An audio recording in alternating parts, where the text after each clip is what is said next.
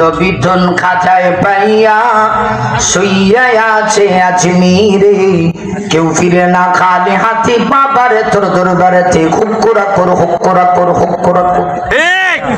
কথা কথা কেন আল্লাহ জন্য বিড়ি দিয়ে গেলেন, আল্লাহ গায়েব হইয়া নবীধন খাঁচায় পাইয়া শুইয়া আছে আজমিরে। এখন চিন্তা করে দেখেন খাজার পজিশন কই লয়ে গেছে গা।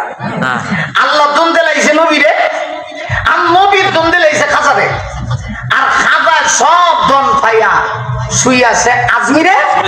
এখন খাজার দরবারে কেউ ফিরে না, খালি হাতে পাও খাজার দরবারে কেউ ফিরে না। এই কথা যদি কেউ বিশ্বাস করে ইমান আছে না গেছে? কত ভাবারে গেছে, এই ভাবারে কোনো সংখ্যা নেই। অতএব সব কথা খালি শুনলেই তো না। আর আমাদের দেশের কিছু পাবলিক আছে এরা না বুঝছে, আর আবার যোগালে দেখো ও একটা সিল্লি মারে, চাচা ও কয়ে সিল্লি যে মারছো কিতা কইছে, ও কিছু বুঝি না। বুঝো লাগবো তো পজিশন এমন এক জিনিস, আল্লাহর সঙ্গে পৃথিবীর কারো কোনো তুলনা হয় না। লাইসা কামিথলিহি শাই। একজন মুমিন এই কথা বলতে পারে না খাজার দরবারে কেউ ফিরে না খালি হাতে, কেল্লার দরবারে কেউ ফিরে না খালি হাতে। এই কথা বললে ইমান যাবে, বরং এটা বলতে পারে